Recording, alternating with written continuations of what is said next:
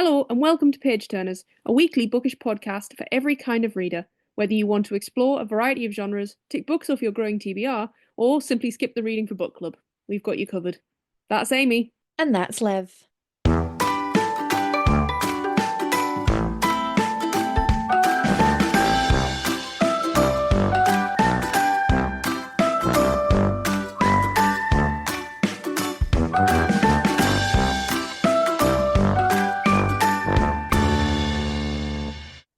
Hello! I was going to just look at the camera there like, hello!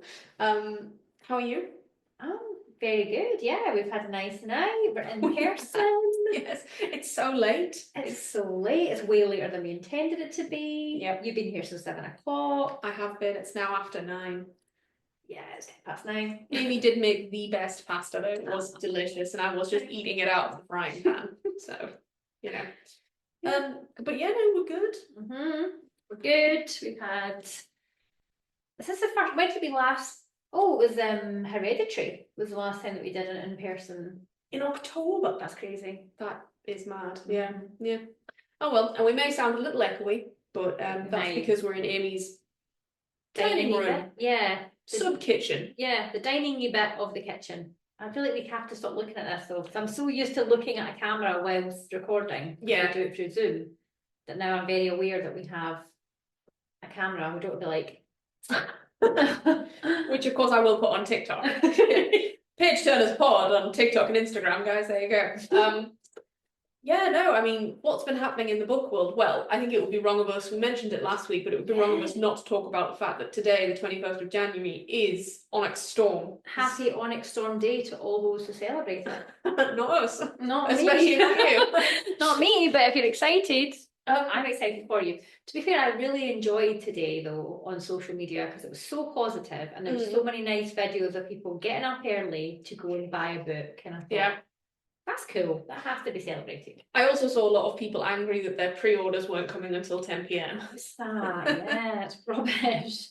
It's tough, right? Because if you're going to order from Amazon, there's always that risk that it's going to come late because they deliver up until 10. I'm not victim blaming here, of course, no. But it's tough because I saw one creator who was like, oh yeah, like people will have read half the book by then, and I'm like, yeah, well, yeah, they will. Just don't go on TikTok. Most people I have been like not following as such, but just seeing, have taken days off work. Yeah, a few of my like friends, not even friends I've got on BookTok, but like friends I know. So much so that I saw their Instagram stories and I was like, maybe I'll just put a post about Fourth Wing about the podcast. Yeah, just see. Just saying. No, oh wow, I've not heard great things about Iron Flame though. Have you? I've not heard anything about Iron Flame, to be fair. I've heard mixed reviews from friends that really enjoyed Fourth Wing, so I'm like, oh. But I do feel like this is a hype train that I'm not on right now, and that's unusual for me because I usually enjoy the hype. See, the hype destroys things for me. Oh, you're contrary. We talked about this last week. Yeah. Yeah, so it looks like good fun, and listen, if anything is encouraging more people to like read, enjoy books. Oh, then 100% we are on board with whatever it is. Book news. Speaking of being on board with whatever anyone wants to read. Oh boy. Call Me Chris. Call Me Chris, yeah. So Amy came to me and said, oh, I've got a good segment for us to do for like the book news this week. And I said, oh, cool. And you said, oh, our creators come out and sort of done a YouTube video basically slating smutty books and sort of maybe potentially making fun of people who do read them and putting specific videos of creators in her YouTube video. And I was like, oh man, okay. And then I went to go and look, but I couldn't, and you were like, it's Call Me Chris. And immediately I knew who that was. Of course, yeah. I wasn't sure if you would, but I feel like she's so popular. I really like her content, so I was really shocked. And I've been watching her content for what feels like about 2 or 3 years. Yeah. I think she kind of got quite popular with the whole lockdown TikTok boom. Yeah, absolutely. So I've still only watched half the video, despite finding it for Amy and sending it to Amy. I've still only watched half. But it doesn't come across great. Well, I think that she doesn't do herself any favours with the books that she chooses to feature within it. I mean, why would you mention 50 Shades of Grey in 2024? That was what I thought. Jesus. That's what I thought, and I think because Amy and I then had this big conversation where basically we were voice noting each other and like all sorts and having this big chat, which probably we should have been having on this, but yeah. But no, we were very much like, why would you talk about 50 Shades of Grey? Which, you know, I can understand maybe from a point of view of like that the boom in sales that 50 Shades of Grey had, but I would never ever credit 50 Shades of Grey and E.L. James for any sort of boom in the smut book community. I don't think anyone that, well, maybe not, maybe some people do, but I think majority of the modern day smutty, spicy book readers don't think that they would put 50 Shades of Grey up there on a pedestal. Maybe they might have about 10 years ago. Yeah. And then the final, so what did we have? We had 50 Shades. Then she did Icebreaker. Yeah, and we did have a conversation about covers.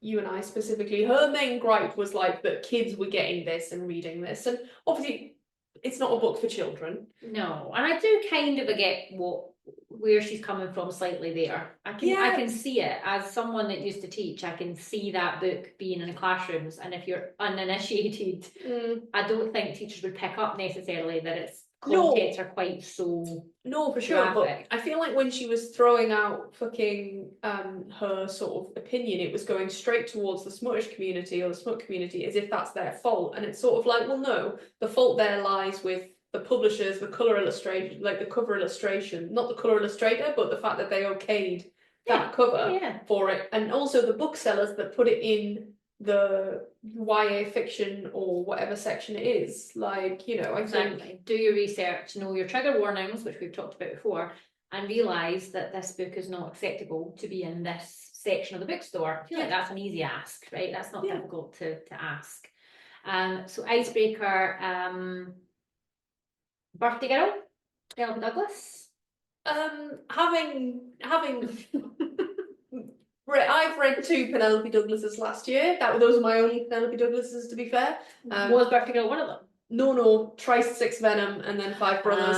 If you haven't read like Punk 57, I think it is, and Birthday Girl are probably, I would think, 2 of their most famous. And I don't intend to, Amy. Okay. Not based off of 5 Brothers. But that's the thing, just because I didn't like them doesn't mean that they're unsuitable, doesn't mean that they're wrong, doesn't mean that and that was sort of the vibe I got all the way through from Chris, was that ultimately it felt judgy. Because she wasn't vibing that, or because she didn't feel it, that nobody should be. Yeah, it did feel very judgmental. And in the last book, I'm sorry, but I have personally never even heard of it. The prisoner romance type thing where they're in this, you haven't seen the last bit of the video, but it was this really extreme, I would assume, example where this girl is sold into like what I can only assume as a prisoner to be used by her master for whatever sexual desires they wish to use. So basically she's raped. I don't feel like that's necessarily representative of the wider. No, and there are some books that are a bit taboo and things like that. But I mean, we are part of the TikTok community, sorry, the BookTok community. We know a lot of people on BookTok. We know a lot of people that read smut, and we talk quite a lot about how these books are an escapism, how they are a fantasy, and how sometimes, because I read a lot of the criticisms. Chris was saying she herself is a survivor of sexual assault, and how these books triggered her, whereas actually some of the creators I'd seen said that actually those books healed them. Interesting. And I think if we've said before, as long as the trigger warnings are there for people to go in with their eyes open, then you can get from the book what you get from the book. It could be triggering, it could be upsetting, or it could be empowering. It could be the chance to take that power back. But each to their own. You know, that thing, like, nobody expects you to get the same thing as someone else out of a book. And if you find that certain books trigger you, then that's absolutely your prerogative to not read those books or to be vocal about not liking those books, but don't come for the community that read them. No, that's the thing. You can have your opinions, but you cannot force those opinions upon other people. Absolutely not. Because you wouldn't want that the other way. No, right? 100%. And I think the reason BookTok's so angry with her is, you know, I think this is possibly the straw that broke the camel's back, to talk in idioms. But like, they are, as a community in terms of smut, like the wider world, the wider reading literary world looks heavily down on smut, and it Absolutely. shouldn't. No, not at all. Absolutely not. No. So I think this was just another thing that they were just like, oh, okay. Yeah, no, I get that. I totally get it. I think as well that using those clips out of context, if it was me that was excited about something that was being like a little bit, they're being a bit tongue in cheek, they're exaggerating for effect for the video. To have that taken out of context, it would make me feel like someone was almost trying to belittle me, make me feel small. Yeah. And I think it was quite a few creators within it that I will personally really enjoy. They had some really good, really sensible, really measured response videos to it. But I can see why it would have been hurtful. Why it would have felt like you were being targeted. Yeah, absolutely. Yeah. And I think as well, like you said, taken out of context, like, you know, some of those TikToks or those videos are about 2 to 3 minutes long, and to be like, oh my god, guys, like hubba hubba hubba, etc., whatever's just taken out. But then to maybe later in the video say, just to be clear, guys, these are the trigger warnings. This is it. You know, this is my kink, might not be yours. That sort of thing. And they all pretty much do, to be honest. But the whole fanning yourself and like, I'm dead all over this. We all know. We all speak in these exaggerated terms because it's just part of the social media conversation. Yeah, well, right? Very aware that no one's actually going to be like. No, exactly. Gnawing on the bars of my enclosure. It's exaggeration for effect, and we're all in on the joke. Yeah. And I feel like Chris knows that. So it's like, I wouldn't use that to. Yeah, and it's that thing of like it's that expression of, oh, I'm dead. Yeah. Like, you're not actually dead. No, you're totally right. But immediately we all understand what you mean. Yeah. Yeah. To be fair, on the other hand, I feel like her apology video was really quite well done. Did she come out and say she apologised? No. However, she did explain her thoughts and feelings behind it. I think, and she does address this in the apology video. She does say she shouldn't have let her defensiveness come, because she started then replying I to didn't comments see any of that on the to be YouTube fair. channel, But yeah, fair. on the YouTube video, and she was defensive. But she has mentioned that she did that because she was defensive. But yeah, no, it's just another thing in the sphere of news, right? And unfortunately, I think book talk and smut talk have been under so much scrutiny that they were just like, no, we're not letting this one slide. And I think a little bit of just kind of going out there and just saying, I'm sorry if I took your video out of context and used your content without asking you. I know you don't have to. I know you don't have to legally, but just person to person, it's respectful just as fine. And also, most of the time, she is a much bigger creator than these other creators that she's used. Like, she's got way more followers, and they're not part of that community, and they could have targeted those people and been like, this is embarrassing, this is something you should be mocked for. And that's not very responsible. No, absolutely not. And I think as well it came as quite a shock, because a lot of her content is quite liberal. Do you know? Totally, so yeah, no, strange one. But I suspect that in the stratosphere of news we're not back to normal, but there'll be people that will still be upset, which is very fair. But there'll be people that will have, you know, moved on in a couple of weeks. But with obviously TikTok, it's very important to know that our American cousins weren't with us and now are with us again. Wowzers. That was interesting. How long did it end up happening for? Was it 12 or 8 hours? I think it was maybe 8. I thought it was about 14, but I don't know. Something ridiculous. I was watching friends who were sort of reposting on their Instagrams from TikTok being like, oh, this is what it says, like, you know, it's not available. And then they were like, welcome back to TikTok. And I was like, oh. Yeah. I'm surprised that TikTok didn't say, oh, everyone thank the might of President Trump. It did. Did it? It had something in it. Yeah, there was definitely some caption that popped up to say that President Trump will be looking into this, or thanks to. There was definitely something within it that mentioned that he was referenced at least twice. Well, it's not as if it was a PR stunt, was it? Anyway, what are we living in right now? Yeah. Anyway, this is like you said, this is like you said, before we started recording, this is an escape, and we're not going to go too far into No, it. don't So- worry, we're not talking about it. but, So- yeah.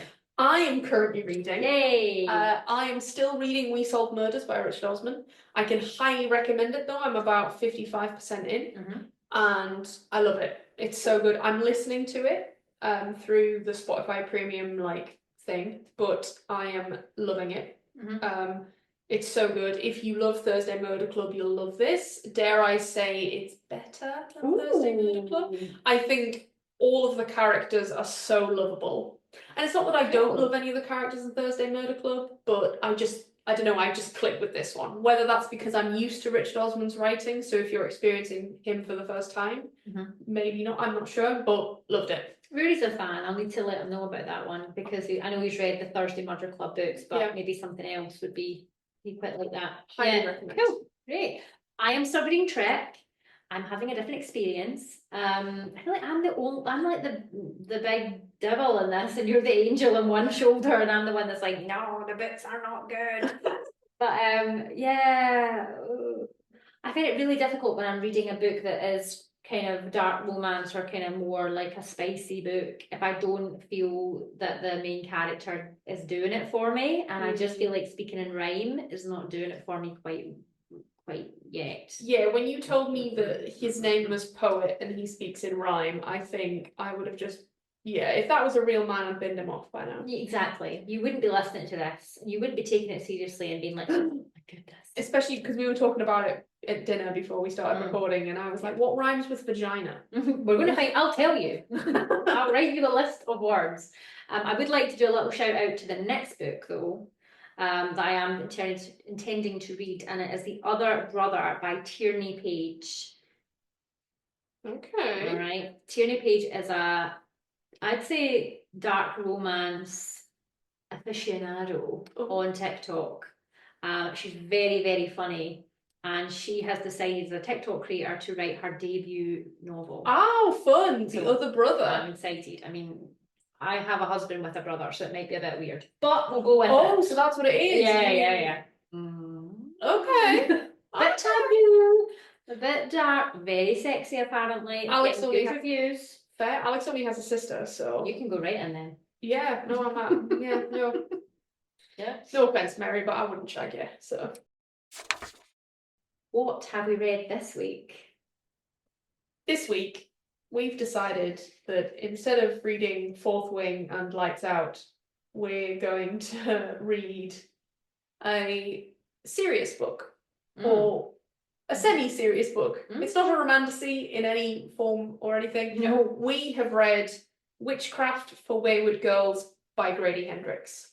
Straight into trigger warnings. There's a lot of them. Yes, there are no trigger warnings evident in the front pages of the book. There aren't any on his website. No, that we found anyway. No. No. There may be some in another post or something somewhere, but yeah, but there's no. Let's just say there's nowhere that would be easily accessible. Not Yeah, at all, for sure. So. Which, you know, we're trying to incorporate now into the pod so that at least you know if you're listening to this. Yeah. Yeah. So pregnancy, birth. Yep. Abortion. So Roe v. Wade. Yep.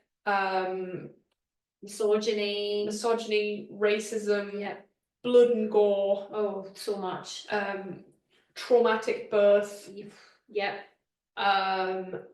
Rape. Yeah. Sexual abuse. Yep. By sort of both a male and a female. Yep. Sort of a bit of just like systemic oppression. Yeah. Religion. Sort of religious, like bad religious experiences. Yeah. Those types of things. Yeah. I think that's everything. If we have missed any, obviously apologies. But that gives you a solid overview of this book. Yeah, I would say that if you're unsure about this book from any of the things that we've mentioned, please try and read reviews. There's lots of spoiler-free reviews. I've seen tons of them all over the place, all the usual places. Do your due diligence, have a look, protect yourself, because this is a really tough read. Yeah. It's importantly a tough read. Yep. But it's a tough read nonetheless. Yeah. Whereas obviously if you have any lived experiences or anyone you love or whatever has any lived experiences, you've lived it, you don't need to read about it. No. Type thing. And it's not going to pull any punches, and it's not going to sugarcoat anything, rightly. We've discussed this and we'll talk about it more, but yeah, this is you've got to go in with your eyes open to this one. In a way that I wish I kind of had looked more into the trigger warnings myself, because I wasn't quite prepared for what was in the book, but certainly if it is something that you think could be triggering in any way, please go and have a look. Right, Amy, it's your week for the speedy summary. Mm-hmm. Are you ready? It's going to be a long one, but yes. Okay, excellent. Right. Practice those drills. 3, 2, 1. Our story is set in 1970, 3 years before the decriminalisation of abortion in the USA. Neva, aged 15 and pregnant, is being driven to Wayward House in Florida, a home for unwed mothers. She is left there by her dad without a goodbye and told she will stay there until she has her baby, which will be adopted by a couple who cannot have children of their own. Here she meets other girls in the same situation, including right on three finger Rose and Holly, who is notably younger than the others and does not speak. Neva is given a new name, Fern, and is forbidden from sharing anything about her real identity. The staff at Wellwood House monitor the girls' pregnancies, performing invasive examinations without their consent and subjecting them to strict diets. The guidance counsellor, Diane, reassures Fern that childbirth will not be painful and convinces her to sign a contract agreeing to give up her baby once it is born. One night, Fern finds one of the other girls, Myrtle, in active labour in the bathroom. She witnesses Myrtle's agony and realises that what the girls have been told about childbirth is a lie. A new girl comes to the house called Zinnia, and she soon becomes friends with Fern, Rose and Holly. Every 2 weeks, a mobile library comes to the house, driven by a librarian called Miss Parkey. Fern and Zinnia are keen readers, so they struggle to find something new to read from the pre-approved options. Miss Parkey suggests a new book called How to Be a Groovy Witch, and despite her reservations, Fern reluctantly takes it. Although sceptical, the girls decide to try out one of the spells, and it actually works. However, the girls struggle to understand the rest of the book. One night, a large black dog appears in their room and lures the girls outside to a river through the forest. Once there, the girls are met by Miss Parkey, who explains that they have performed basic witchcraft. However, to do any more, a price must be paid. The greater the price, the stronger the magic. Spooked, the girls tell Miss P they are not interested. However, Holly shares that she has been raped repeatedly from the age of 8 by respected Reverend Jerry, and he is the father of her unborn child. Sickened by this and the fear of what will happen to Holly and her baby if she is sent back home, the girls vow to use magic to protect her. Rose goes into labour and is taken from the home to have her baby. Unlike the other girls, Rose has chosen to keep her daughter and has already named her Blossom. Upon her return to the home after the baby is born, a distraught Rose explains that she agreed to give up her daughter under threat of being committed if she didn't. She swears revenge upon the home, and the girls put a curse on Miss Wellwood, the owner of the home. This time the price is much bigger. Rose rips off her fingernails and the magic is much darker. Miss Wellwood gets very sick and does not show up to work. Hagar, the home's cook, visits Miss Wellwood to check on her and discovers that she's pregnant. Understanding that this is the work of witches, Hagar and her sister Miriam help Miss Wellwood through her delivery of a bucket of live eels. The girls are introduced to Miss P's coven, and she explains that a 13th member is needed. Fern decides this could be a way out for Holly and asks Miss P if she can join, but Miss P explains that Holly will need to prove herself first by performing a spell to make it rain. Zinnia is distrustful of the magic and refuses to perform any more, but Holly is desperate to run away and agrees. Holly and Fern attempt to carry out the spell, but when it comes to pay the price, extreme pain, by cutting out a piece of her tongue, Holly cannot bring herself to do it, and the spell doesn't work. Scared, Zinnia tells Hagar about what the girls have been up to, and she confronts them. They confess that they have performed dark magic, and after a scolding, Hagar helps them to bury the unspent spell and protects the home from the witches using salt and silver. She also burns the spell book.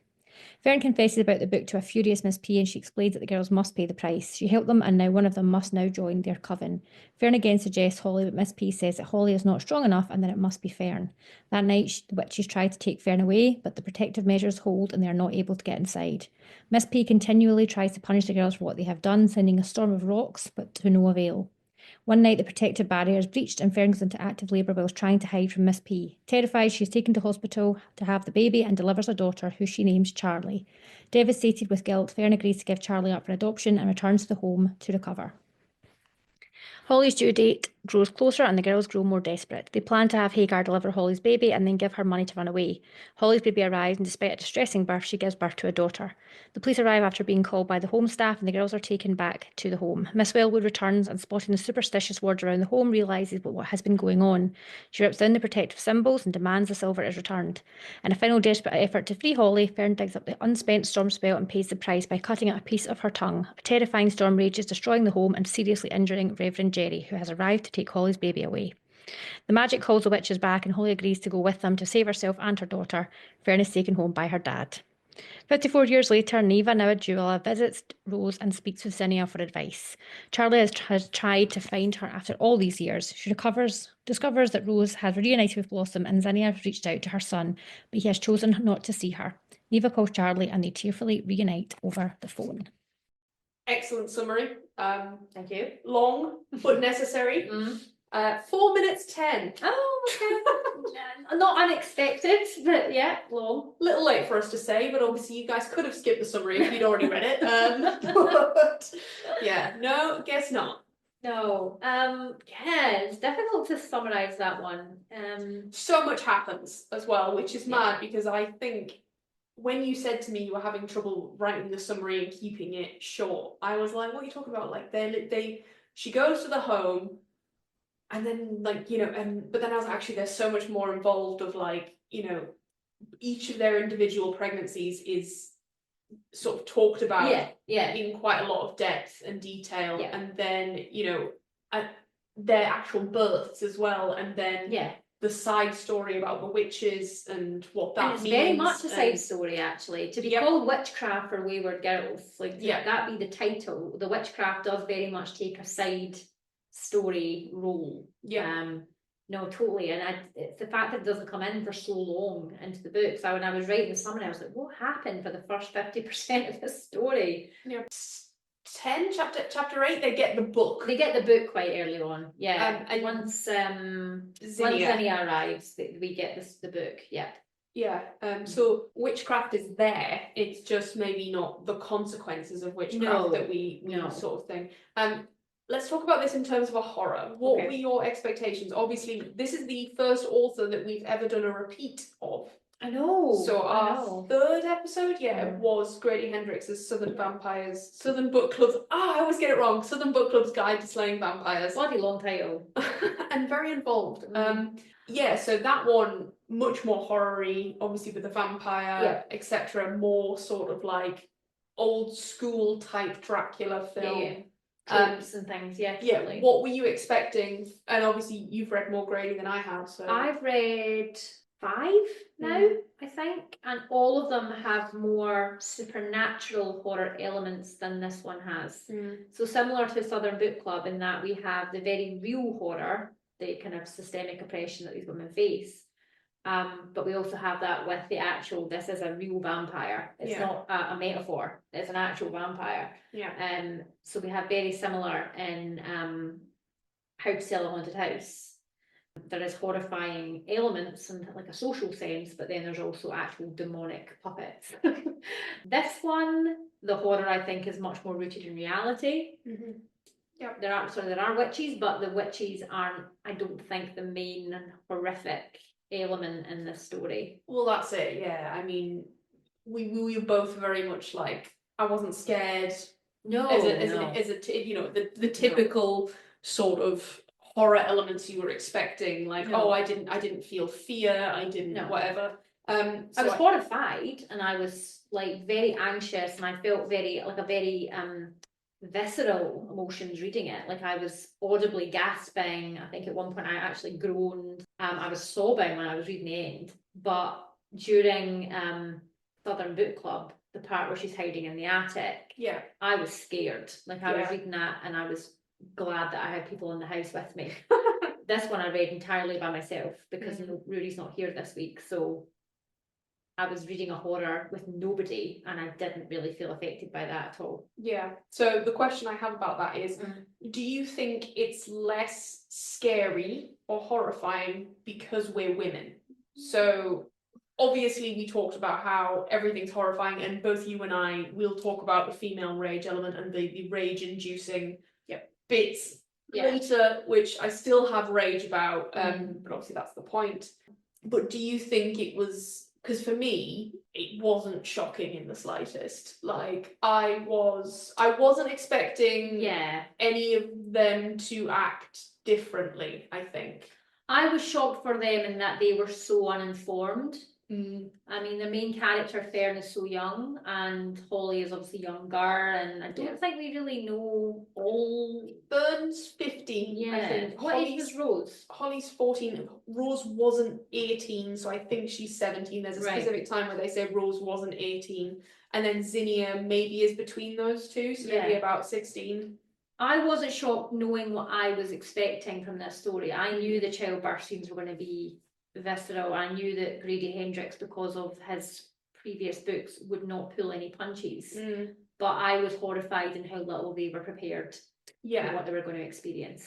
But do you feel like that, should that have even been a shock though? Because even now, like, for instance, I mentioned Mary earlier, I think she said something that really sticks with me. So I have a nephew, and she was sort of saying, nobody talks about how traumatic and hard being having a child is. Oh yeah. I mean, I've got really close friends who've had kids, and we haven't really talked in great detail about their birthing stories. We haven't really all discussed the fact that it's like the most horrific thing, like in terms of pain. Yeah. I don't know why that is. Well, so I make a point of when I have close friends who I want to know, because I'm pretty set against biological children. Yeah, we've discussed that a lot. For a number of reasons. One of them being the idea of birth terrifies me. Oh yeah, absolutely. Terrifies me too. And I do speak, and I speak to my friends who've had babies, and I say, like, fucking tell me, I don't want you to sugarcoat it or whatever. But do they know? Well, that's it. So one of my friends, she says, oh, your body just takes over. And I look at her like, that seems like such a cliche. And then I was wondering whether, because I think there's something in our brains that tucks away that trauma. There's a biological response that then ensures that we have other children. Yes, because we are, the very base level of humanity is to procreate, right? So there has to be the evolutionary point of us, is there's something, I totally believe that there is something in the brain that switches off to be like, you're not remembering that because you need to have more of these. But then it's also, I think as well, like, I think there's a whole I don't know whether it's been proven or whatever, like, we're not a science podcast, please don't come for us. No, don't come here for scientific advice. But no, I think there's also you can't remember what pain feels like. I mean, I kind of get that though from like being in pain in life and being like, that was horrendous, but I couldn't explain it to you. Yeah. Like, the most painful thing I've experienced, I could tell you what it was and how I felt emotionally. I couldn't explain physically what it was like, and I couldn't recall it. No, I get it. That's exactly what I'm saying. Like, I think there's definitely been science has proven that our brain doesn't let us remember pain. Interesting.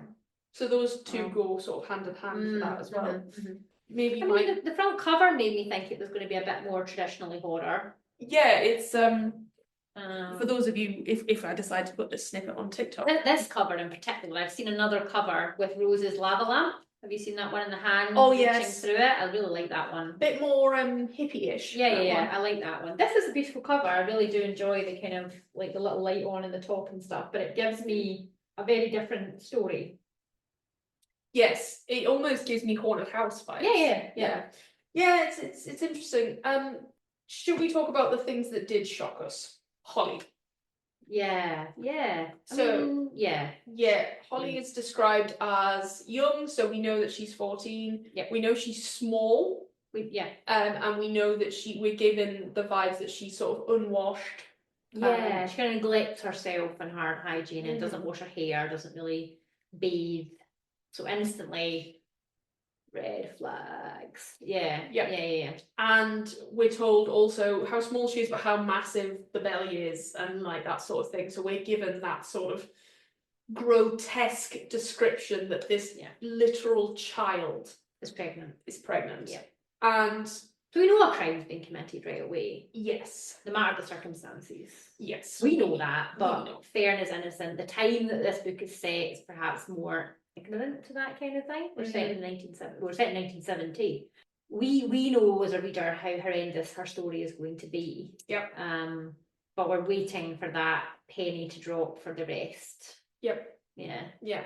And that penny drops around about chapter 14. Somewhere around there. Yeah. The last line of chapter 13 is, I'm having God's baby. And those are the first words that Holly speaks. Yeah, once the girls have experienced witchcraft for the first time, and then they're explained to by Miss Parkey that you need to sacrifice more for more powerful magic. And pledge your loyalty. Yes. So they basically, the first spell they have is they move the morning sickness from Zinnia into the only real prevalent male figure in the book, the doctor, who is obviously cold, calculating, everything you'd expect a GP to be. Exactly. If you've got a woman's problem, like a woman's problem. He's very much the woman's problem doctor. He absolutely is. He basically blames Zinnia for having the fucking morning sickness. It's all in her head. Yes. She's if you hysterical. don't want to be sick, you won't be sick. Yeah. Yeah. It's fucking ridiculous. Mm-hmm. So they decide that as punishment, they remove the sickness from Zinnia. They at first, like, Fern's very on board. The three of them aren't. They're like, oh, it seems to be ridiculous. Yeah. But they thought, fuck it, why not? It's fun. They're clearly very bored in the home. They think, let's fucking try it. They do it. The visualization, they're rubbing an egg on Zinnia's stomach and it turns black into like a bruise. And then we see Fern goes to Dr. Vincent and he is just throwing up everywhere. They are sort of, it's funny because he's like a conduit, isn't he? So they're putting the triggering smells that usually make Zinnia sick, like Lysol and it's like pine something. These are all like cleaning products. And lemon, I think as well. Yeah. And then as Zinnia smells these smells, Dr. Vincent is vomiting and having all her usual sickness kind of reactions that she has. Great scene. And we get that and they get a high off of that and they say, right, all right, who else can we fucking take down? And then essentially they realise the rest of the book is overcomplicated. The words don't really make sense to them. The spells seem quite domesticated. Almost. Yeah, a lot about like improving how you look physically, like you make your hair curly and like all these domestic spells. You're totally right. So they go to Miss Parquet and they sort of say like, well, what gives? And she says, oh well, obviously you're allowed, you can do basic witchcraft. You've done something quite simplistic. You want to do the bigger stuff, it requires a bigger sacrifice because all magic requires you to pay a price. Always, and which we know, right? It's such a such a and I think not even I don't know whether I'd say I'd say a rule. Like magic without a price. Everyone would fucking do it. I actually have no issue with that. I loved and I really enjoyed the way it was described in this book. Is it a sixpence he calls it? Yes. Yeah. So you've got to pay that price to and the more do bigger magic. The more that you pay, the more pain or the more blood you spill, the more powerful the magic is. Yeah. Which leads us to some pretty fucking grotesque scenes. We'll get to that particular one for me.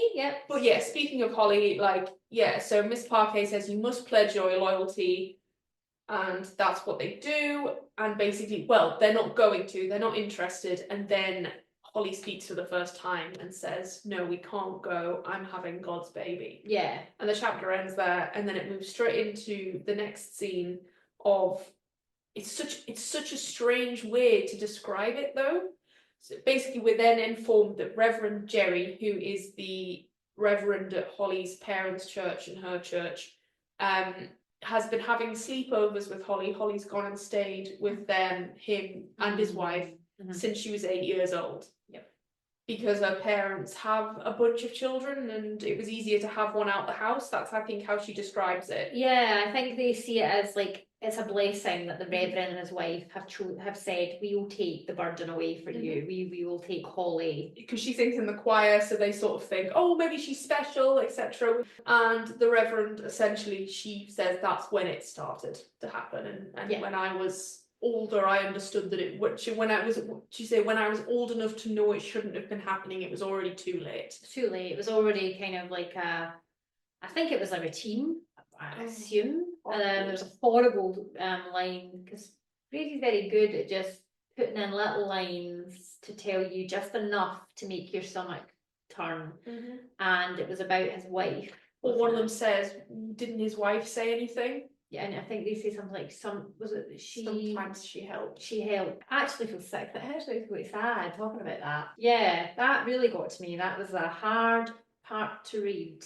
And then we find that her and the Reverend are going to adopt this baby and then take Holly back home with them. And Holly says, what if when my baby gets to 8 years old, what's going to happen then? Yeah, so essentially when she's 8, this cycle of abuse is going to start again. Yeah, and so essentially it gets to the point where they enter into this witchcraft bargain to then, they all make wishes, and Fern is the only really selfless one that wishes that Holly could go home, whereas the other two are like, oh no, I want everything to turn out right for me. But I quite like it. Well, you they're can't so blame them. young, aren't they? And they're so like, why wouldn't they think like that? They've had all of them have had hard hands. Absolutely. You can't blame them whatsoever. It's just I felt Fern's so motherly, isn't she? She's so naturally protective of people around her that I think it's almost described as like that would be her instant reaction. Yeah. Well, of course I'm gonna make sure that Holly's okay. So yeah, they have to swear that they have to reject God. Yeah. And put all their beliefs into Miss Parky, and also promise they want something from her. She will give them their desire, their wish. Yes. She even says, later on in the book, she says they come to her and they say, well, you said this was going to happen, and she says these desires, or you could look in a few years and notice that desire has happened. Like, it was never going to be an instant gratification thing. Which obviously they're children, that's what they expect. Yeah, they think it's like a genie, right? It's like a wish. Yeah. And that's not what's happening at all, because she is fundamentally tricking them into it, because she has got a more insidious intent. Yeah, that's an interesting one. So we get to sort of maybe 3/4 of the way through the novel, maybe about 70%, and basically we lose Zinnia straight away. Yeah, Zinnia is she's very by the book. She plays the piano. Wealthy, I think, quite affluent. Well, it's described that she's affluent at one point. Our family's quite well off. Interesting. She's not as I quite enjoyed the fact that she wasn't the stereotypical black character that comes and she's like from the wrong side of the tracks. He's done that before. Yeah, she's not written like that. Yeah, well, he does that in Southern Vampires. The black characters live in the community on the other side of literally on the tracks, I think. Yeah. Or on the other side of the river, or on the other side of town or something. Yeah. No, yeah, Zinnia very much like you said, plays the piano, and her partner knows and is very supportive and loves her. She's there because of her mum, not because of her partner. Her mum, that horrible description of what her mum does. Oh, well, that's why Lysol's such a... I had to Google it. I had to Google the specific words of what a Lysol douche is. Is that a thing?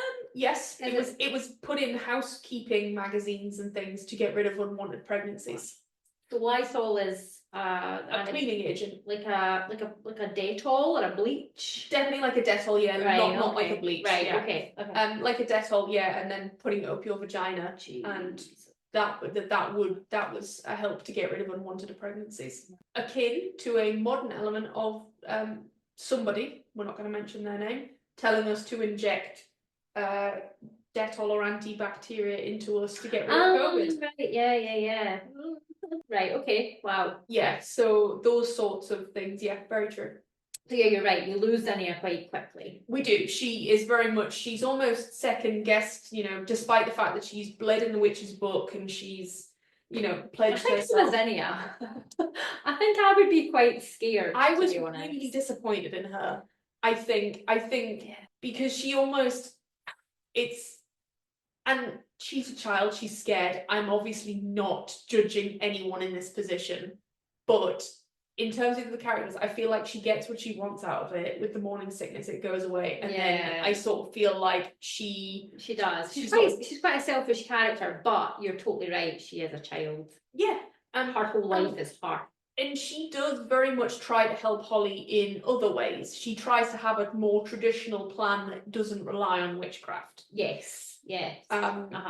But I really liked Zinnia. I very much identified with her. I did. I think that I get it, and I totally agree with what you're saying, but I think the fact that Grady didn't make anybody unrealistic.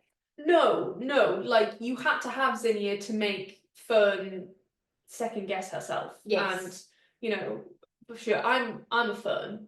Oh yeah. 100%. Like I was just so desperate for the witchcraft to work out. And yeah, no, I think Hannah's Zinnia. But I loved Fern because she was so brave and so strong. Thank you. Yeah, but I think it would take a lot for me, especially in that vulnerable position of being pregnant so young and being so alone and lost, to think, can we really trust this? And I think she was very distrusting of Miss Parkey from the start. For sure. I think for me, Fern was very quick to see the lies of the establishment of the house. Yes, yeah, especially after Diane and Myrtle. Especially after Myrtle. Yeah. That scene is brutal. It's the first brutal scene that we get, and it's not that far in, to be honest. I had to look back today. I think it was only maybe about 18-20%. So not that far. And this is a big book. Yeah, it's got 480 pages. Yeah. So up until this point, the charges of the home have been told, basically, the girls, you're not going to feel childbirth. It's not going to hurt. You're going to be taken away once your crisis starts. Oh, crisis. It's the worst. So when your waters break, when you're in active labour, you'll be taken away, you'll be taken to the hospital, you will be basically sedated. Yeah, knocked out, and you will wake up, and your baby will be gone, it will be adopted, and you will go back to the home, to the barn, as they call it, the little outhouse area, and you will recover, and then everything will go back to normal. You'll go home, you'll be okay. None of this will have ever happened. Yeah. And Fern experiences very quickly in the book that this is a lie. Yeah, the character of Myrtle is convinced, or tries to convince people, she's not pregnant. Yeah, it's having hysterical pregnancy. Yeah, it's a huge form of denial, and it is just as heartbreaking as any of the other girls' experiences. Yeah. And Fern's basically up 4 or 5 times in the night having to pee, and she goes to the toilet and immediately sees blood on the floor. And she just hears whimpering, and little nose opens the toilet door, and Myrtle's sort of hunkered over the toilet. She stood on the toilet? I think she's straddling the toilet. Right, yeah, and there is a baby halfway out of her. Yeah, she's there is blood having a baby everywhere. I think the description is like her bottom half is just an apron of gore. But yeah, so Fern is very much confronted with the fact that actually everything that they have been told is a lie. This is going to hurt. This is going to be traumatic and difficult. And again, I'm not blaming anyone, but why wouldn't it hurt? You only dilate 10 centimeters and you have to push something out the size of a watermelon. What did I see it? It was something like pushing a watermelon out of a pencil case. Is there not a better way? Have we not thought of a better? Does the body not fucking have a better way? So yeah. Is it time to get on the feminist soapbox and say if men had to have babies, then there would have been a better and cleaner and safer way made by now? We've already talked about it in our own personal lives about a smear test and how invasive it is and how it's pretty depersonal and it hurts, and you're just basically gaslit into thinking it doesn't hurt. It shouldn't hurt. Why does that? It shouldn't hurt. Nothing's painful about that. Pressure. That's all you'll feel. It's like pressure. You're a fucking woman that's performing this. You know it's not pressure. To be fair, my nurse is great. She's I've only ever done once in Scotland, and she was she was good. Great. Yeah, she was good. Class. But it's like when anyone says anything about pressure now, I just don't believe them. No, pressure means, what does that mean? Pressure means pain. Fucking sore. Yeah, I know what you're saying, but I think the girls maybe either don't know because they are so sheltered, or they do know but they don't want to think about it. Yeah, for sure. There's definitely two ways of schools of thought there, that yeah, absolutely, you're not, and I'm not in any way being like, oh, but also why would they need to know? Yeah. It's not something they were ever going to think about. They weren't allowed to think about it, right? Their Well- parents are not accepting of this situation. I also think, like, if they're not going to know about, like, birth control or anything like that, there's very, and again, not blaming them in any way, they're not going to know about pregnancy if they No, don't know and there's a about great birth control. scene where one of the characters mentions the pill. It's Zinnia actually that says it, isn't it? Oh my god, yes, and she takes it Every time she has sex. every time she has sex, and you're just like, oh. And it's someone, I think it could be Rose maybe, Yeah. that says, no, you do need to have this every day to build it up within your system for it to work. And she's like, oh man, oh no. It's like they're so innocent, they're so uninformed, and they are a product. Their situation's a product of everything that's let them down to this point, that they're so uneducated. And to be fair, we're still fucking uneducated in my opinion. Because all Absolutely. we're ever told about is how not to have a child. This is how to prevent pregnancy. Nobody, when I was at school, ever talked about ovulation or the stages of your cycle and how to actually have a baby when you are ready to have a baby. Yeah, no, and also I don't think, I'm pretty sure, I'm trying to remember, if anyone listens to this podcast who went to school with me, Laura. Laura. But not with me, No, though. no. Unless she just never introduced herself until a couple of months ago. Yeah, if anyone does, please let me know if I'm wrong. Like, as girls, I'm pretty sure the boys like got to go and we found out about like our periods and stuff. For one, and to be fair, when I was teaching, that was still a thing. Because God forbid the boys need to know about periods. Oh, they got to find out about it, but they got to find out about it by themselves, away from the girls. So things are changing, still not enough. Yeah. Speaking about boys, who was just boy mad. For a book I wrote. Not after fucking this. No, true. For a book about pregnancy, and obviously the fact that I've written here, it takes two to tango. We don't have nearly enough men in this book. No, Dr. Vincent and her dad, Fern's dad, and the police officers who were kind of background goons. I don't have anything to do with anything. Background goons is exactly how I remember. Yeah, no significant men. And I've got two schools of thought on it. Like, so it's that contrast between this is women's business, which seems ignorant. Yeah. But at the same time, none of the men deserved airtime. I think that's what Grady was trying to do, to make it strong female-led cast. But I think you're right, there could have been another perception of that. But I mean, I suppose if we're trying to be honest and we're trying to be true, especially with the experience these women have, like Zinni is probably the exception to the rule, right? Her partner sticks around and does wait for her, and they have, he's honest and true, whereas Fern's boy, how heartbroken were you when you immediately realised that Fern's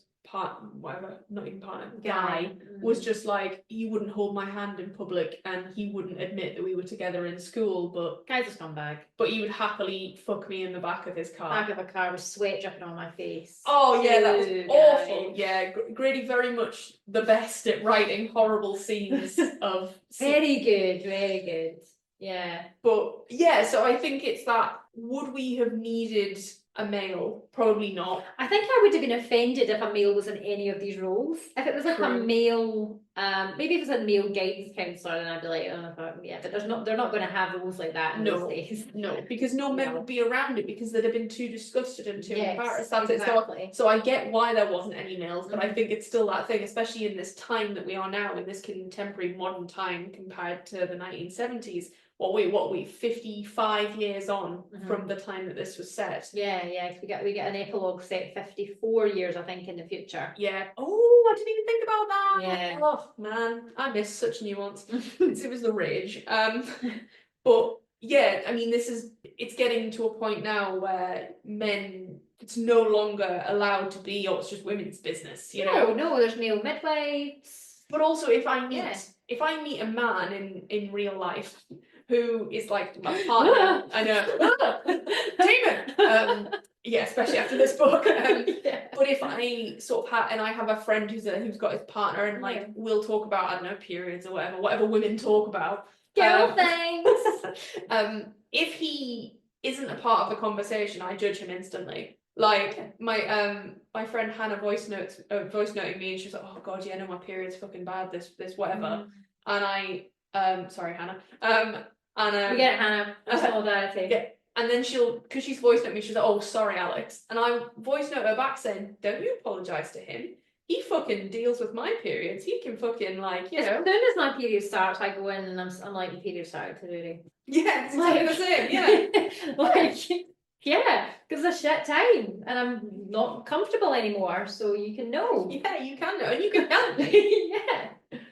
But yeah, no. So I think there was a part of me that was like, I wanted a man to be there, to be present, because I think I wanted that, like, I wanted at least one of them to be the good guy. I don't know how believable a good guy would have been in 1970. That's it, and I think that's ultimately where I've come down on it.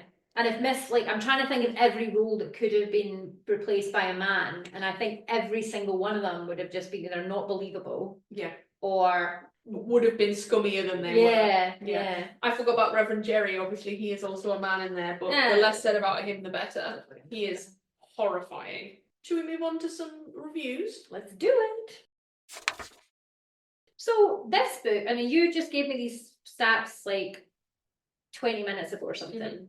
So what did you say it has 4 point something on Goodreads, and it's got about it. Well, because we were a little worried because this is a new book that we weren't entirely. It's been out a week. We weren't entirely sure it would have as much traction. It's got loads, 3,600 ratings, 1,300 reviews, 4.1 on Goodreads. I wonder. I'd love to see the gender split. Love to see that. But anyway, we're not going to see that. So let's talk about 5-star first, purely because the 5 stars I feel like were a little bit more, maybe not vague, but there was not too many specifics with the 5 stars. So people loved how emotional it was and how they felt it made them feel viscerally how the characters felt, which I would agree with. There was a lot of crying and sympathising and anger. I felt genuinely angry quite a lot within this story. The rage. Like, I remember texting you, just being like, I just feel so angry. By like the first fucking chapter. Like, where was the first thing I highlighted? Yeah, her dad saying, "How could you do this to me?" on page 13.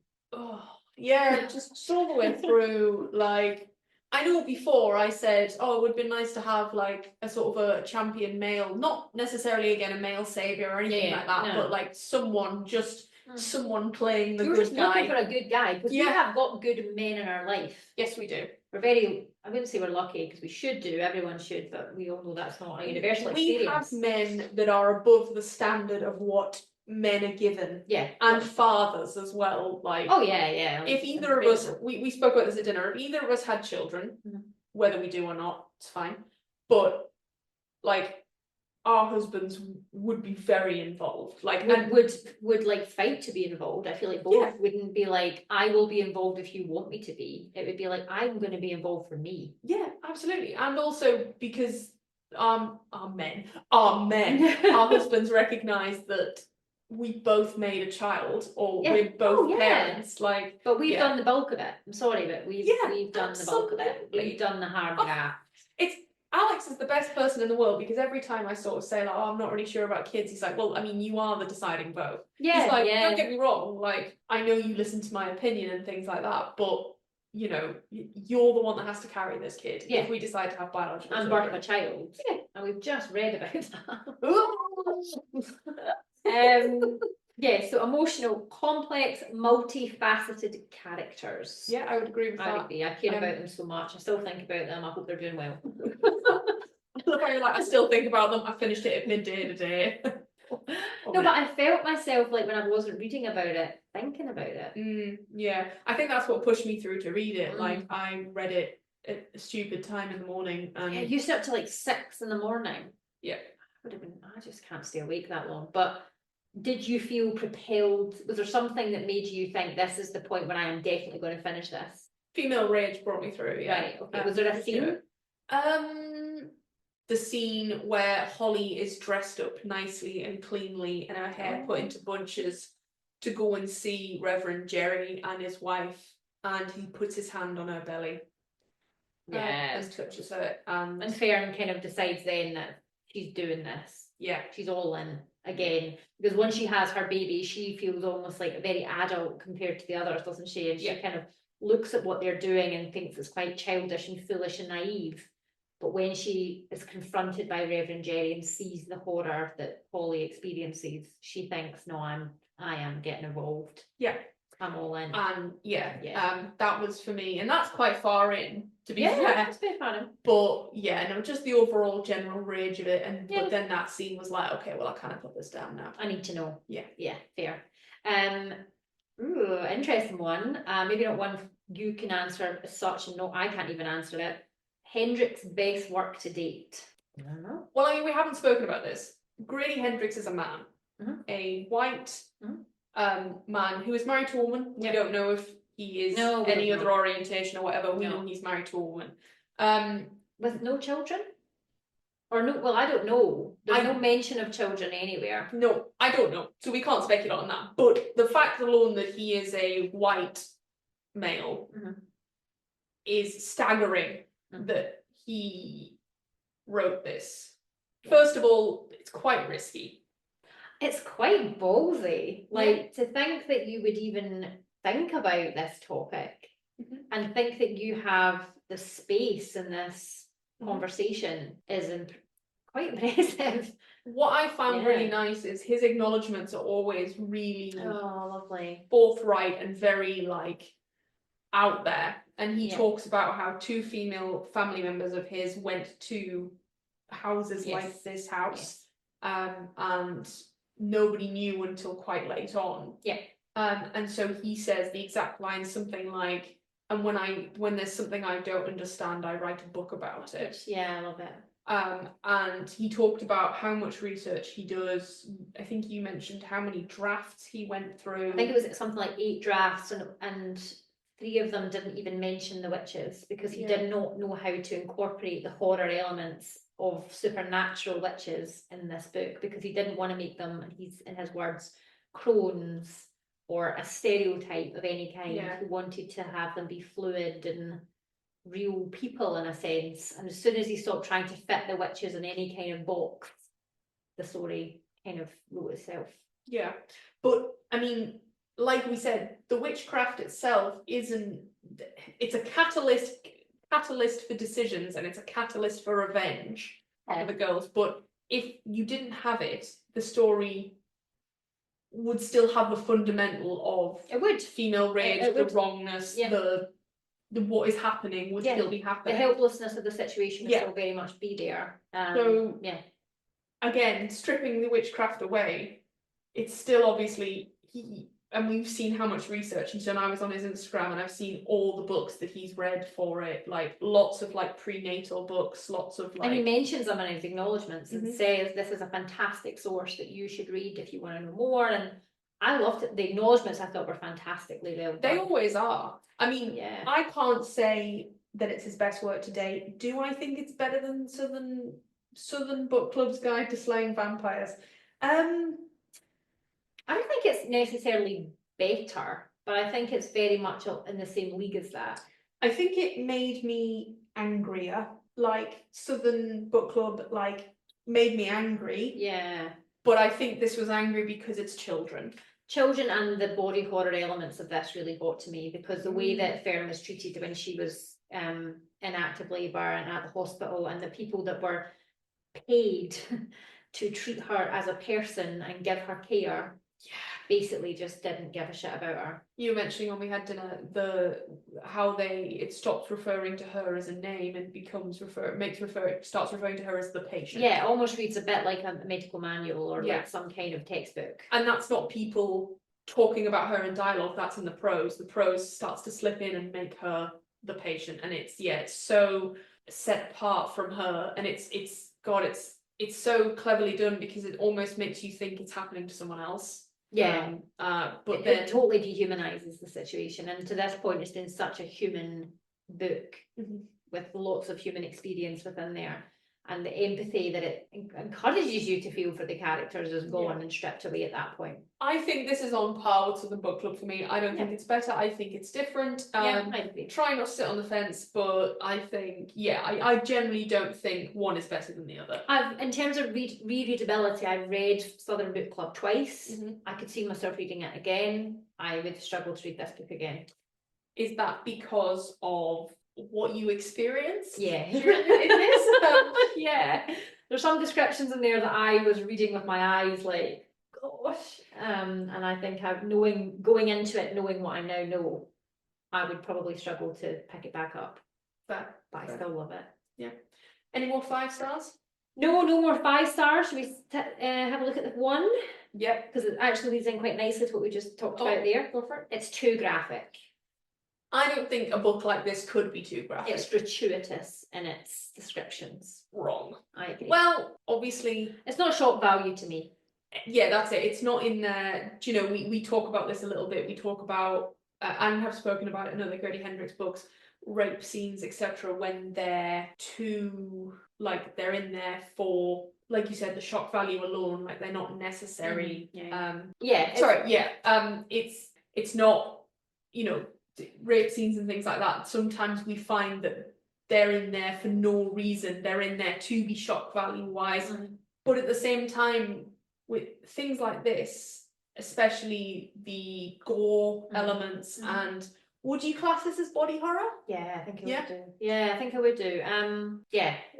Just in terms of actually going and being prepared to what you're going to read. You're going to read some very graphic scenes. But for me, I don't think it's gratuitous, and I don't think, like I said before, I don't think anything like this can be too graphic, because what do we have now? We've got people that won't tell other people how bad their pregnancies were. We've got women that won't even confide in other women to help them out. Not from a selfishness point of view or whatever, but from maybe a traumatized point of view. Yeah, you're totally right, and it's just not good enough. And we've also got an education system that prepares you for nothing like that. Totally fails you. But also is happy to judge you if you do get pregnant as a young mother. Like, there was a lass in my year at school who I think 15 she got pregnant, or like maybe on the cusp of 16. She sat her GCSEs, massive belly, fucking good on her. Like, my teachers were awful to her. Not all of them, and not outwardly, but you saw the scorn that she got, and you saw that, and like, she still fucking turned up for every one of her exams. Hope she's smashing it. Yeah, absolutely smashing life. Kaylee, I hope you're smashing it, baby. Why I've called a baby, I don't know. I did it. What's happening there?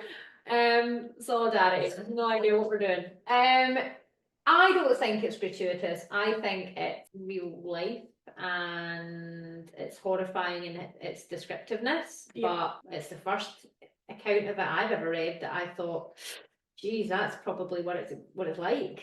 I think, obviously, I mean, I get it's probably not revolutionised in 50 years. You know, we're still sort of probably having children the same way. We spoke about this, the fact that, like, we're still on our back with our feet in stirrups.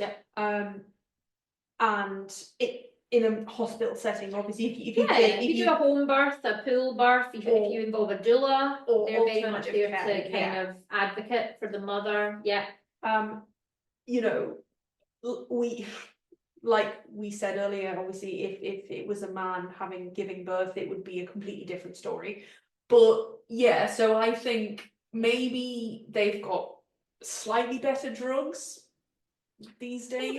There was mention in there that there was literally no pain relief until she got to, was it 6 or 7 centimeters dilated? It was quite far in to the labour. Yeah. I mean, even the name, and we're not going to go into that because I feel like but even the name labour, like the connotations of it being work and it being hard. Well, that's where the religious, the bad religious trigger warnings come from, because there's all this talk about God punishing women. It's Eve's punishment, isn't it? It's a punishment that she would feel pain in childbirth, Whereas if she just stayed and bowed down to Adam and, you know, acquiesced to everything that the Didn't male eat the said. forbidden fruit and all that shit, she wouldn't be punished and she would have a painless experience. Sure. Yeah, I believe that. But yeah, no, I don't think it was too graphic. I think it was necessary and it was done well. Yeah. And obviously, if things like that are going to trigger you, don't read them. And no. We're not saying it's your fault if you get triggered and you read it. And we're not saying it's like it's a positive experience and you'll enjoy it. I didn't enjoy reading that at all, but it was important and I read it, and I personally am not triggered by that kind of thing. But if I was, I wouldn't be reading it because it's a lot. It is a lot. It is. And there's multiple labour scenes within this book. Yes. Each more stressful than the last. Oh yeah, we culminate in the worst one, I would say. We can discuss that in a second, because it ties into this. No happy ending for Holly. That's That's a kind of criticism of the story, that she was the one that went through the most with the rape and the sexual abuse that she experienced, and her ending is she goes to the witches and is almost given as like a sacrifice. I don't really agree with that. No, I don't agree with that, because she gets away. She gets what she wants. She gets her wish, and that's her choice. Whether you agree with it or disagree with it, whether you think she should have had a different life or not, she was a young child making a decision at the moment, and that was right for her at the time. And also, we don't know. We know she's still alive 54 years later, and she gets her own back on Reverend Jerry with the epilogue, where he confesses in his sermon that he's been raping 8-year-old girls for many years. Yeah, no, I think whilst we don't know it's a happy ever after, we know that at the very least it's an ever after. And she gets to finally have some agency and make her own decisions. She does, yeah. She makes a choice and she goes, and we don't even know if, so Miss Parquet is trying to get Fern to carry on the line of Hecate. Yeah. So Miss Parquet has like 1,000 years of women inside of her head that give her the knowledge of spells, etc. And she wants to pass that on. It doesn't have to be blood, so she's hunting down Fern basically, and Fern's trying to pull out, and there's a whole culmination of this. You just have to be powerful. You have to be prepared to do what has to be done. Yes. To produce the magic. And Holly's seen as not powerful, but then basically the other witch is standing and they're like, no, this isn't going to happen. There's a witch in their coven that was broken in her mind because of it being forced upon her. So they're sort of like, no, it's not going to happen again. And so we don't even know if that actually has happened. I don't think it has. I think what's in my ending, I think Miss Parkey is going to die because she has liver cancer. So yes. Yeah, and she's getting more and more ill as the story continues. I think the rest of the coven are quite. They don't care about Hecate. No, they don't. They're just they've got similar backgrounds, I suppose, to Holly, in that they've had a hard time of it and they've found sisterhood within the coven. Yeah. But then I think it has happened. I think she has imbued it because she shows extraordinary power, like you said, in forcing Reverend Jerry to confess, and she gives Charlie Brown, which is the nickname that Fern gives her baby. She gives her the wedding ring to find Fern in years to come. So I just don't think though that she's been broken like Mag. No, for sure. She willingly goes because that's her choice, and she gets to go and she gets to live a long life with her daughter. Yeah, and we love it. I don't think it's a bad ending. No. I will say that, because I mentioned to you, I wasn't happy with the ending. No. So please say why. Because I wasn't happy with the ending that Fern got. And that she never had any children, and she not a doula. No, I thought she would have been happier with the witches. I hated that she went back to her family, and she almost, how to say this without sounding like I'm blaming her. I know you she gave up. She gave up that rage that she felt that really gave her a sense of. She returned to the status quo. That's it, yeah.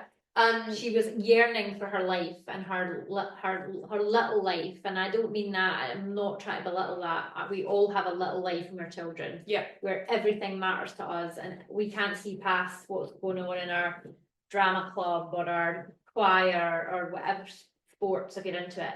But you know, I feel like that was her whole life, and she just Yeah. wanted to get back to her mum, her dad, her show choir, and her sisters. I just found it so like I know we've already spoken a little bit about this, but the scene in the truck. Oh, I assume it's a truck. I don't know why.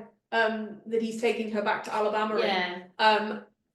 And she says like, oh, you know, he acted through fear, and it's almost forgiving him and for the actions. And I didn't like that bit. she's well within her rights to forgive him. It's something only she can do. I get it. I'm not going to hold that against her, but I don't forgive him. I get it. And I forgive no one in that book. No. So I would have wanted her to be a bit more confronting, yes. and that I've been through a lot and you're not fucking asking me about it. Yeah.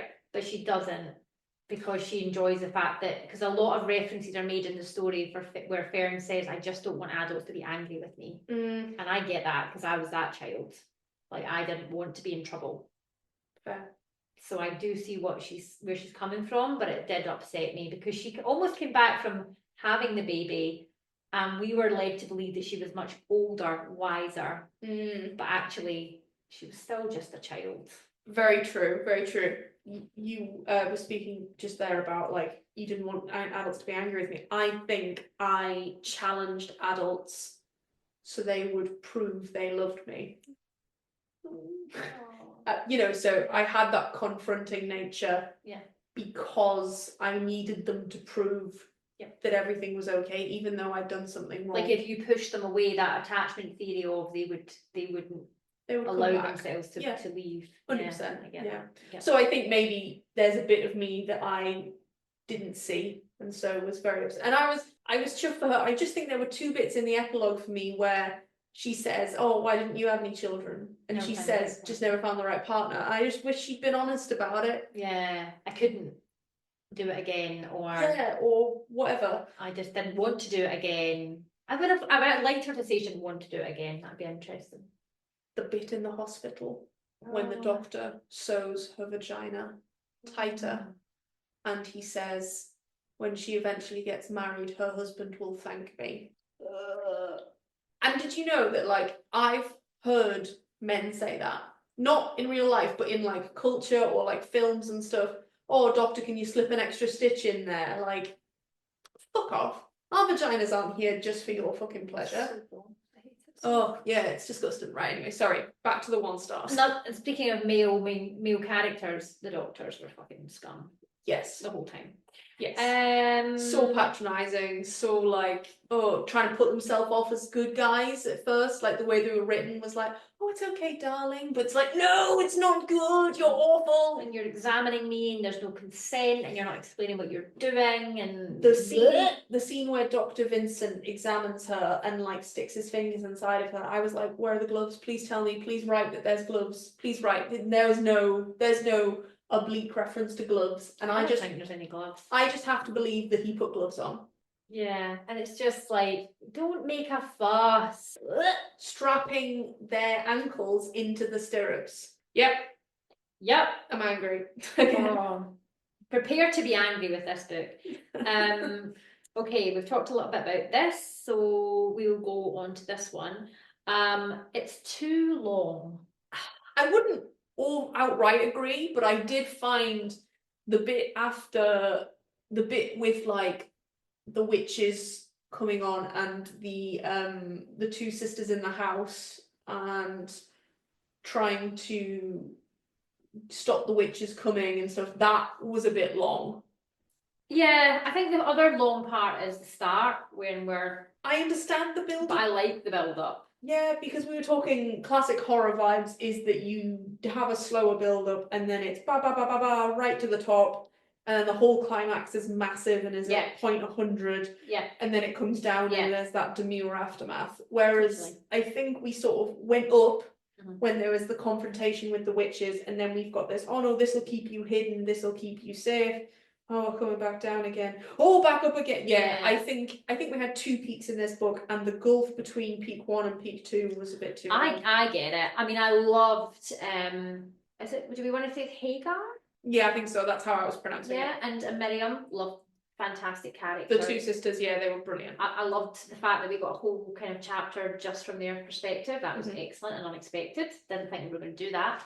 But I agree, that was a bit long-winded. The fact that there was like a couple of scenes of the nighttime, the classic nighttime scene where like, oh, something scary is going to happen at night.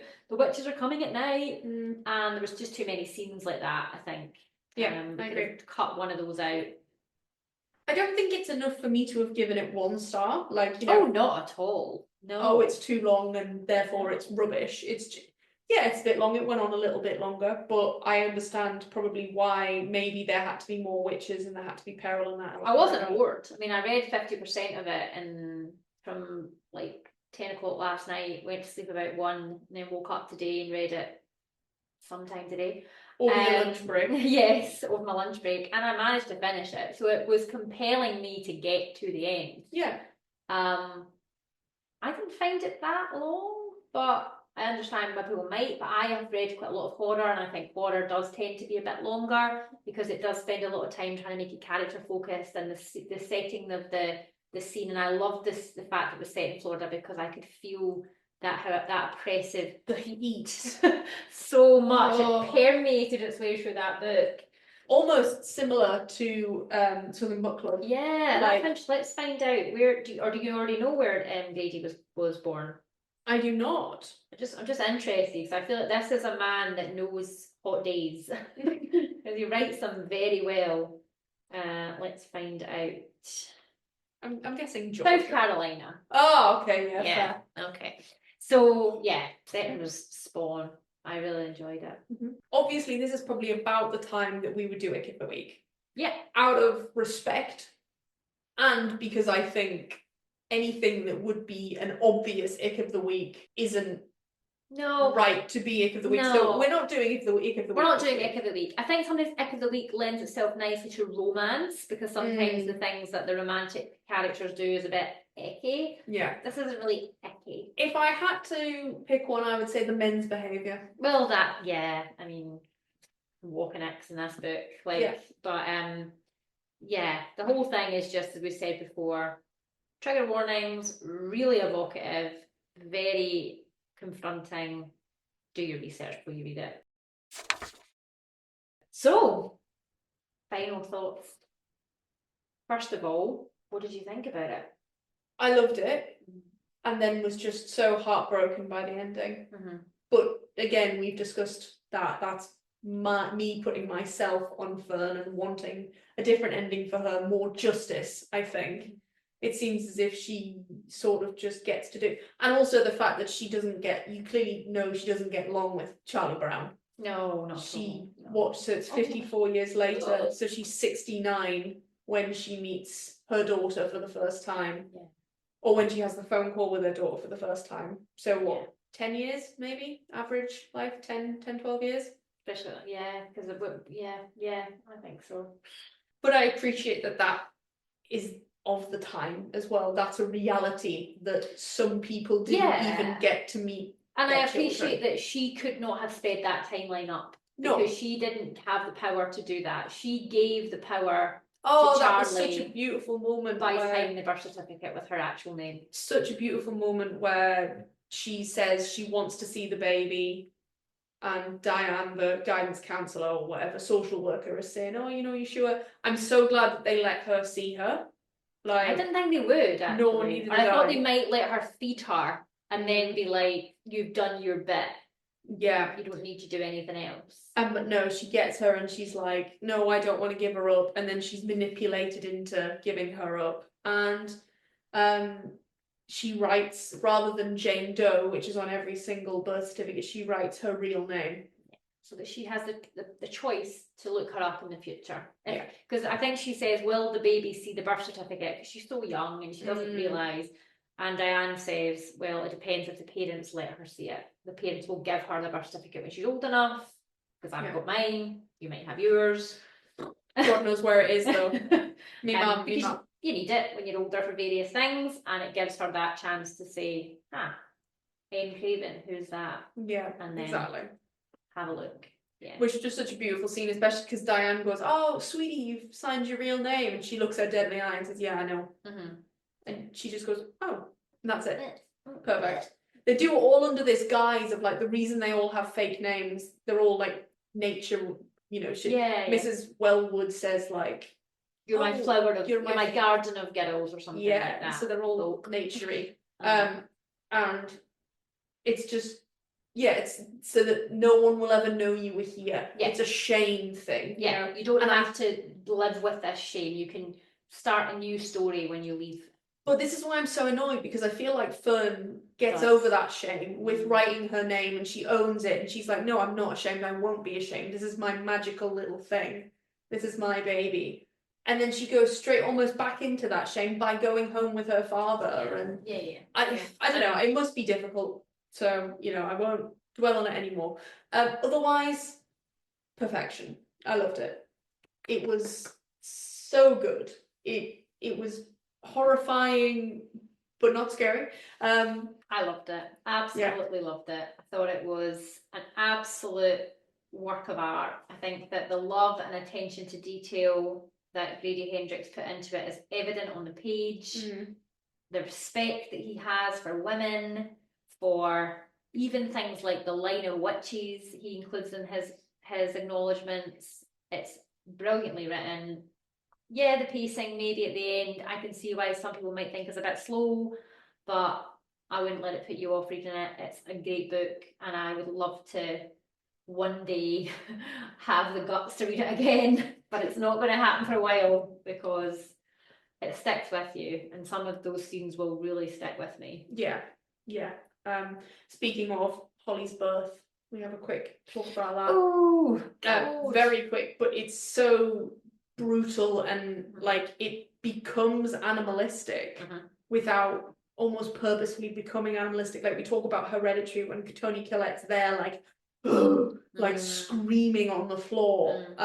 This is sort of what I imagined when we're having this birth scene with Holly. Like, I love how she almost has this I guess this kind of symbol of her rage that she feels from her abuse that she experiences, that she's a wolf and she can run through the church and smash it up and bite people and attack things, kill all the parishioners. Yeah, absolutely. And Zinnia says to her, you're a wolf, let's howl like a wolf, and they do it together, and it is totally animalistic and very powerful, but a struggle to get through, like, because we're told all the way through the book, it's like Fourth Wing, we're told all the way through the book how small Holly is.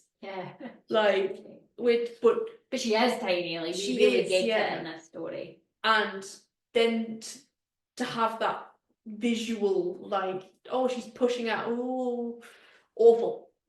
And another maybe scene that we haven't discussed is Rose's revenge. So one of the girls, Rose, she has her baby taken from her. She's meant to keep her.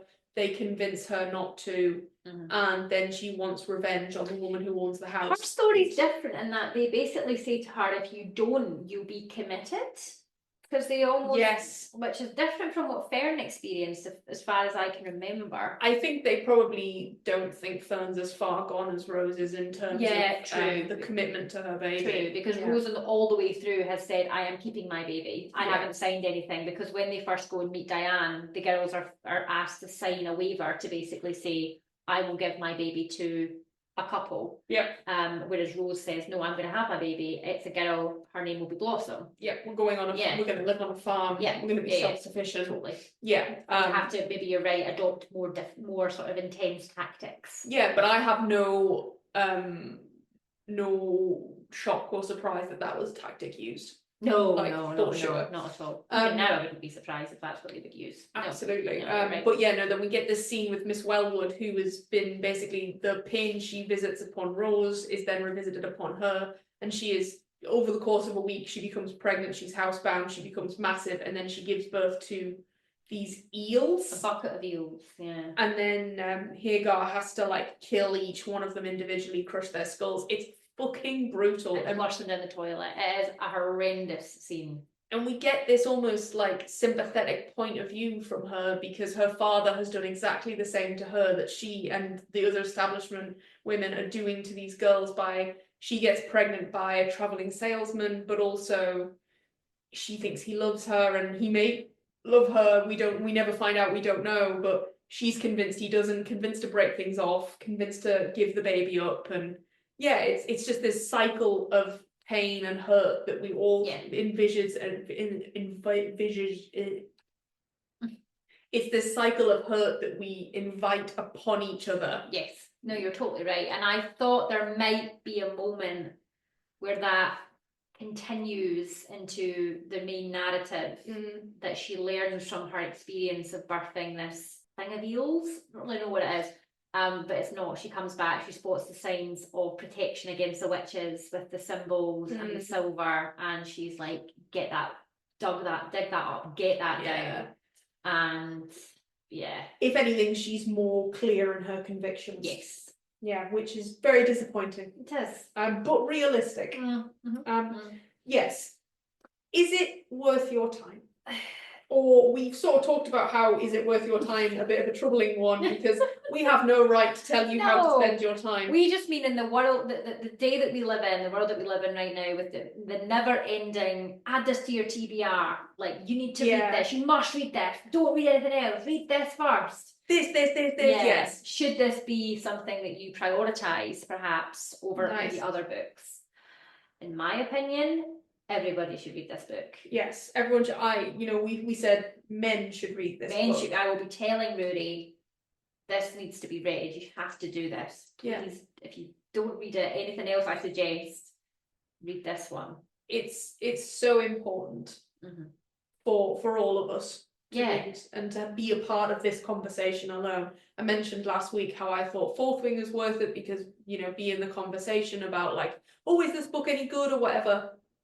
This is more of an important conversation right now, especially with the time that we're living in a time where things that have been put in place to protect the women in this story are being undone, and the conversations are going right back to how it was before. But once again, the way that this story is put forward is that this is being done for women's own good. Our subjugation is for our own good, and that's exactly what's happening now. So read this, realise it's happened before, realise it will happen again unless we ourselves put a stop to it. Yeah. And on to the end. The end! Yeah, what a book. I feel like we're kind of like returning to the surface after diving so deeply into that story. Absolutely. Do you want to tell us what we're reading next week? Yes, absolutely. Because we start our new feature. We do. And they called it Puppy Love. We still haven't mentioned fucking Doyle. All right, next week, in honour of Puppy Love, in honour of the new theme, we will tell you all about Donny Day. Oh, and what a day it became. It was more than we could possibly have imagined. Oh my God. Okay, right. Next week, we are starting a 3-week feature, very small, very short, where we do, because it's it's getting up to Valentine's Day. By the time this episode airs, it'll be the 3rd of February. So it'll be the 10th of February. And we thought, fuck it, why don't we indulge in some real romance? No other types of tropes, romance it is. Yeah. And we sort of failed at the first hurdle, because this first one's kind of sort of fantasy romance, but, whatever. So we're going for Not for the Faint of Heart by Lex Croucher. Great name. They have written Gwen and Art Are Not in Love, and this is their second novel, and it's essentially a granddaughter of Robin Hood, sapphic, fairy tale-esque sort of society. Gorgeous. Hooray. What's the word? Society eye-opener, whatever. Love it. And then we'll be ramping it up with, we're doing Ali Hazelwood's newest one, and then we're going to do some monster. We're going to read some monster smut. I which can't wait. We will reveal to you in next week's episode what that's going to be. We'll get you ready for it so that you can prep yourself. I don't think I'm ready for it. No, I don't think you are. But yeah, no, so we're doing, so next week, Not for the Faint of Heart by Lex Croucher, and yeah. Join us then for a much lighter episode. I hope so, unless the social commentary, that's the word I was looking for, in this one is brutal. We don't know. I won't put a poll on this episode, but we would love your opinions. So Yes. please do comment if you've read this book, if you intend to read this book. Yeah, let's have a conversation, because that's the only way, as you've said, that things are going to change if we keep talking about these things. Man, I didn't think we were the trailblazers, but that we are. But you know, you've got to believe in yourself. Happy reading. Bye.